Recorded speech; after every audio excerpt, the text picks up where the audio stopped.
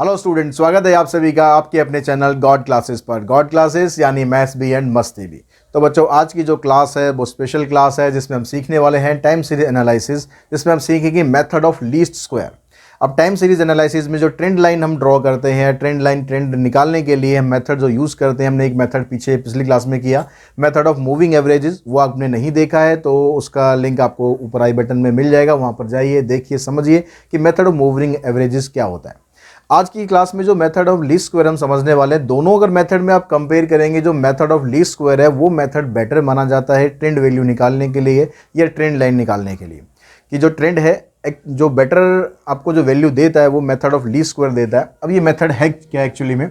In this method A mathematical relationship between the time factor and the variable given. जो variable आपको दिया होगा और जो टाइम फैक्टर होगा, उन दोनों के बीच में जो रिलेशनशिप होगा, वो रिलेशनशिप निकालने के लिए हम यहाँ पर इस मेथड का यूज़ करते हैं। Let T1 Y1 T2 Y2 Tn Yn denote the given time series. आपको टाइम सीरीज दे रखा है कि इस टाइम पर ये वेरिएबल की वैल्यू है, इस टाइम पर वेरिएबल की वैल्यू ये है, तो ये आपको पूरी एक टाइम सीरीज दे रखी होगी। The trend value Yt, trend value को हम डिनोट करेंगे यहाँ पर Yt से।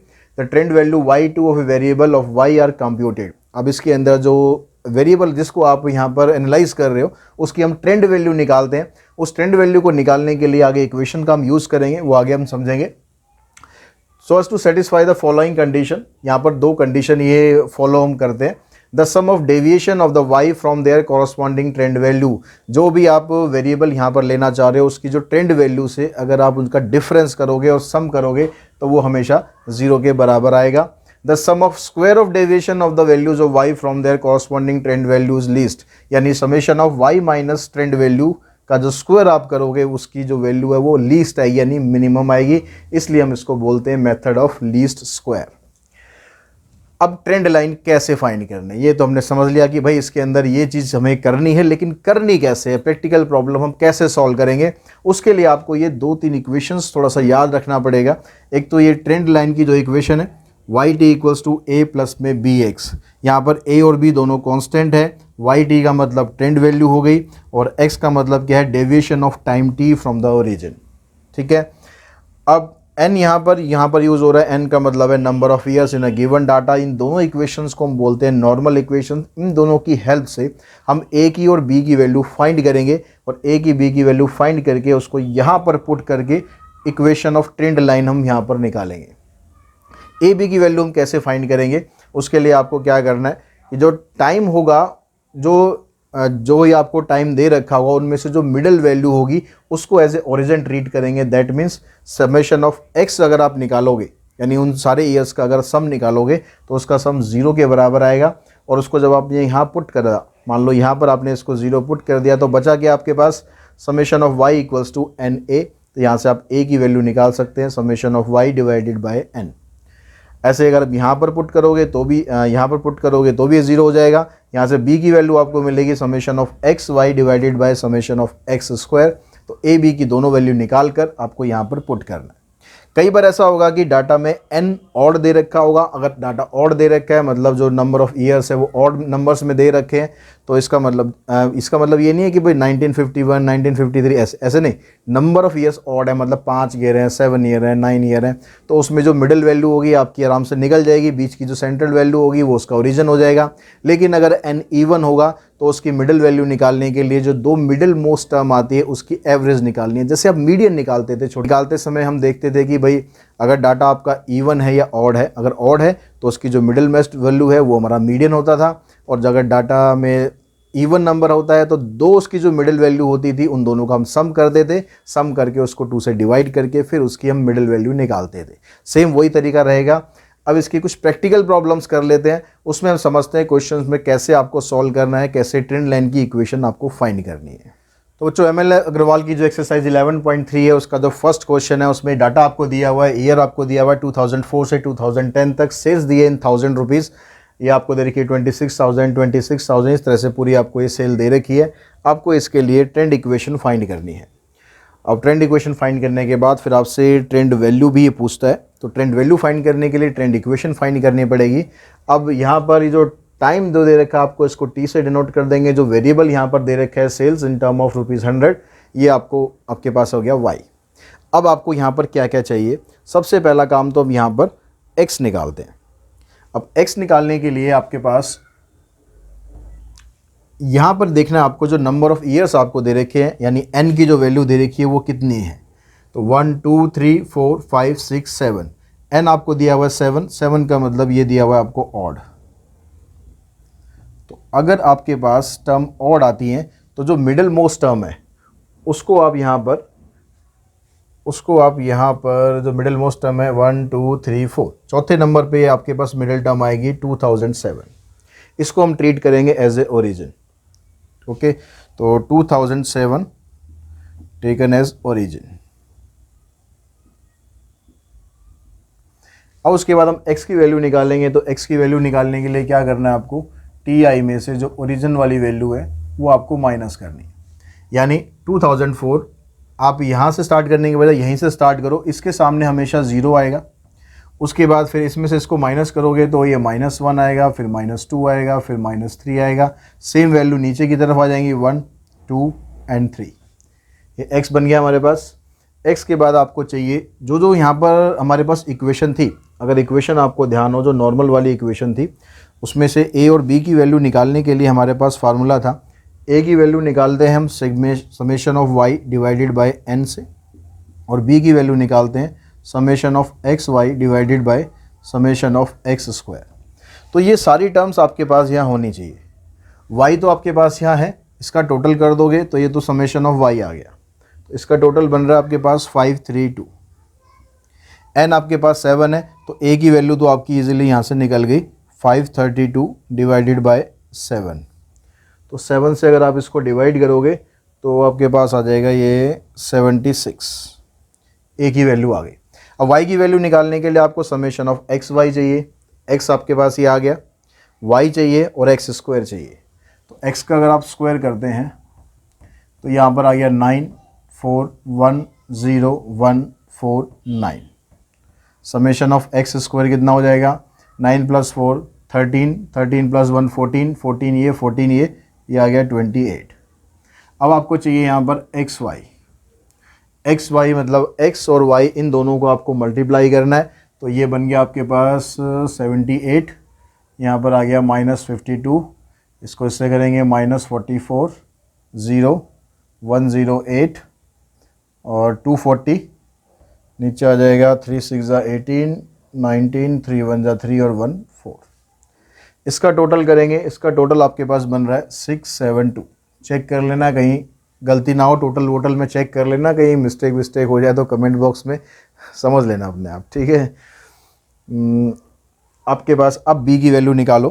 तो b की वैल्यू आपके पास क्या हो गई, समेशन ऑफ एक्स वाई कितना है 672 divided by summation of X square ये है 28।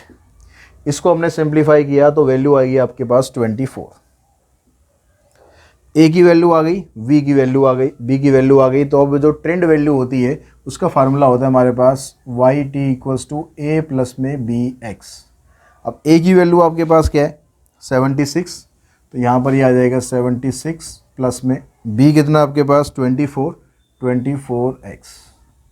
तो जो ट्रेंड वैल्यू होगी उसके लिए आपके पास ये फार्मूला बन गया। अब आपको एक एक करके सारी ट्रेंड वैल्यू निकालनी है। बस आपको करना क्या है, x की जगह आपको वैल्यू रिप्लेस करनी है। x की वैल्यू यहाँ पर है -3, तो -3 को अगर आप वहाँ पर पुट करोगे तो ये हो जाएगा 24 × -3 76 + 24 × -3 -72 और 76 यहाँ पहले से ये आ गया 4। तो इसकी जो ट्रेंड वैल्यू है वो आपके पास आ गई 4। ऐसे इसकी निकालेंगे, -2 यहाँ पुट करेंगे तो 24 2 × 48 हो गया, 76 - 48 16 - 8 8 और 6 - 4 2। इसकी वैल्यू आ गई 28। ऐसे आप एक एक करके सबकी वैल्यू निकालोगे तो आपके पास सबकी वैल्यू आती जाएगी। यहाँ पर आ जाएगा 52, फिर उसके बाद 0 पुट करोगे तो 76, फिर 1 पुट करेंगे तो 108 108 हमने यहाँ पर पुट करा, 108 प्लस में 76 तो तो ये आपके पास बन गया 100, 108 नहीं 100 आएगा यहाँ पर, ठीक है। 76 प्लस में 24, 108 नहीं 1 पुट करना है एक्चुअली, फिर 2 पुट करेंगे यहाँ पर, तो 24 टू जा 48, 48 प्लस में 120, ये आ जाएगा आपके पास 24 टू जा 48, ट्रेंड लाइन हमारे पास वो है। तो 76 प्लस में 24 इंटू में 2, ये आ जाएगा 124। उसके बाद फिर x की जगह 3 पुट करोगे तो ये आपके पास आ जाएगी 148। तो ये आपके पास ट्रेंड वैल्यू आ गई सारी। तो बस इसने ट्रेंड वैल्यू पूछी है, अगर ट्रेंड लाइन जो बनाते हैं अगर वो बनाने को पूछा जाएगा तो ग्राफ में आप ये वाले पॉइंट प्लॉट करेंगे और आप सीधे एक स्ट्रेट लाइन बना देंगे जो उसकी ट्रेंड लाइन आ जाएगी, ठीक है। लेकिन अगर वो पूछा गया होगा तभी बनाना, अदरवाइज़ यहाँ पर सिर्फ ट्रेंड वैल्यू आपको बतानी है सारे क्वेश्चंस के अंदर।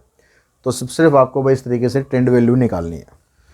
क्वेश्चन नंबर सेकंड है, उसके अंदर भी आपको 7 ईयर्स दिए हुए हैं, इसी तरीके से आपको प्रोसीड करना है जैसे हमने क्वेश्चन नंबर फर्स्ट किया है। क्वेश्चन नंबर थर्ड में भी नंबर ऑफ ईयर्स जो ऑड दिए हुए हैं, यहाँ पर 9 ईयर्स दिए हुए हैं, 1 2 3 4 5 6 7 8 9। तो करना आपको यहाँ पर भी वैसे ही है, n क्योंकि 9 है यहाँ पर भी ये ऑड होता है।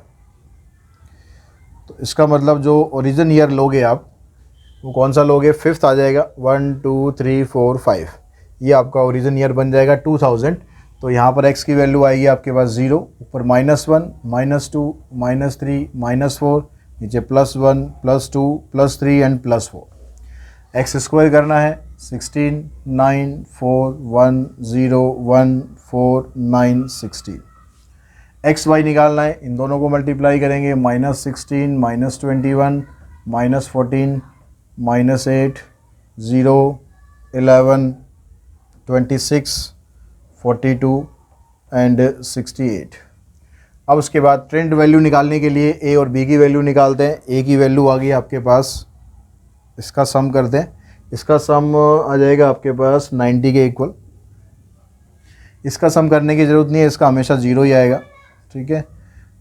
समेशन ऑफ एक्स स्क्वायर ये 60 आ गया आपके पास, समेशन ऑफ एक्स वाई ये आ गया आपके पास 88। तो ए की वैल्यू निकालेंगे, summation of Y divided by N यानी 90/9,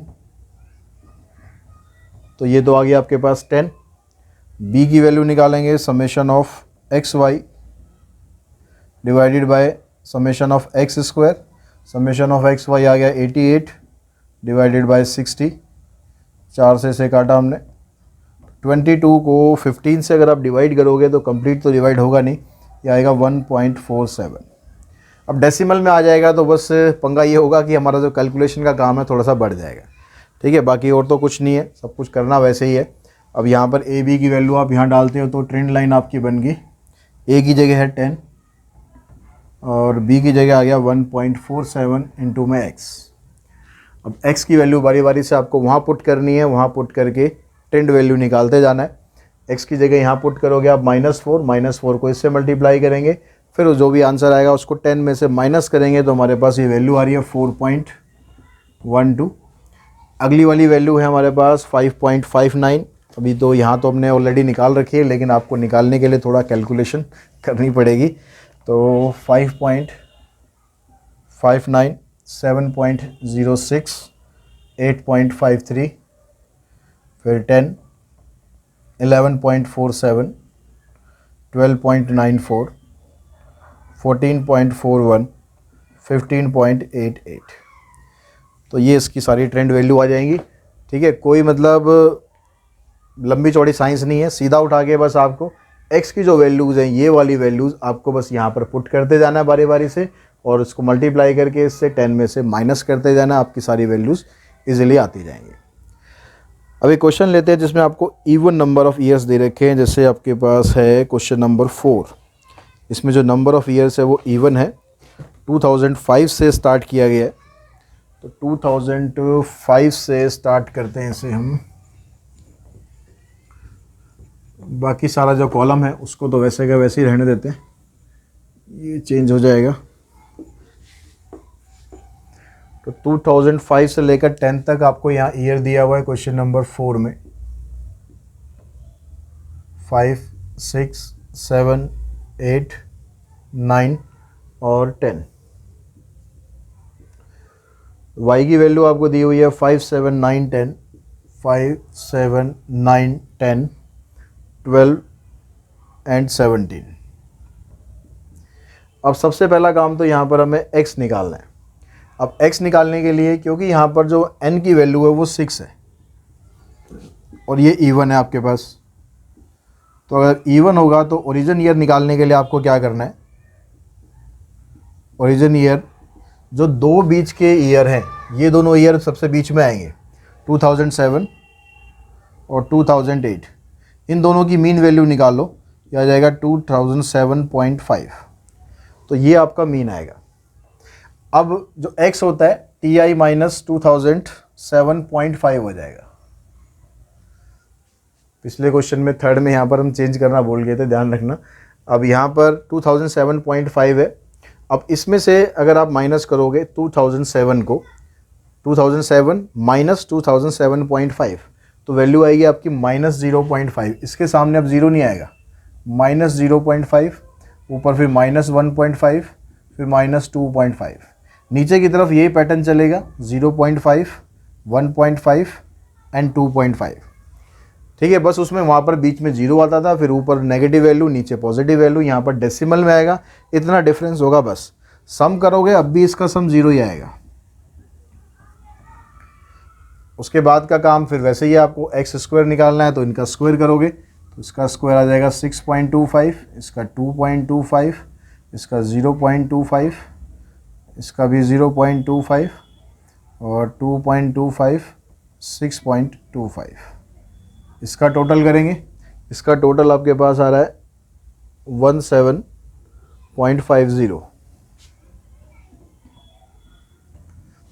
एक्स वाई निकालेंगे, यानी एक्स और वाई को दोनों को मल्टीप्लाई करना है, इसको और इसको मल्टीप्लाई करना है। 25 5 जा 125, तो माइनस 112.5, 15 7 जा 105, 5 9 जा 45, 10 5 जा 50, फिर 12 को 15 से करेंगे 180, यानी 18.0, 25 इंटू में 17, यह आ जाएगा 42.5। इसका टोटल कर लेंगे, इसका टोटल बनता है आपके पास 38। तो सारी कैलकुलेशन तो हमारी हो गई यहाँ पर। अब बस ट्रेंड वैल्यू आपको निकालनी है। ट्रेंड वैल्यू निकालने के लिए ए और बी की वैल्यू चाहिए। ए आ गया आपके पास समेशन ऑफ वाई, वाई का समेशन करेंगे, ये आपको दिया हुआ है 60, तो ए की वैल्यू आ गई summation of Y divided by N, यानी 60/6, ये तो आ गया 10। बी की वैल्यू आ गई summation of X Y divided by summation of X square, summation of X Y है 38, ये है 17.50। इसको आप सिंप्लीफाई करेंगे तो ये आपके पास आ रहा है 2.17।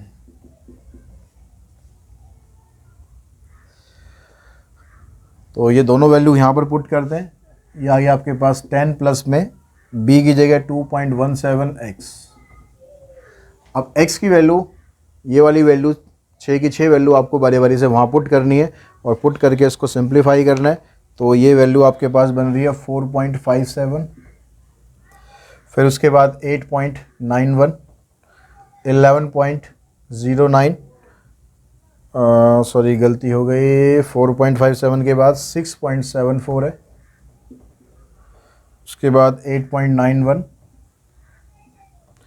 फिर 11.09, 13.26 और लास्ट में है 15.43। तो इस तरह की से हम ये जो ट्रेंड वैल्यू है इसकी ये निकाल सकते हैं।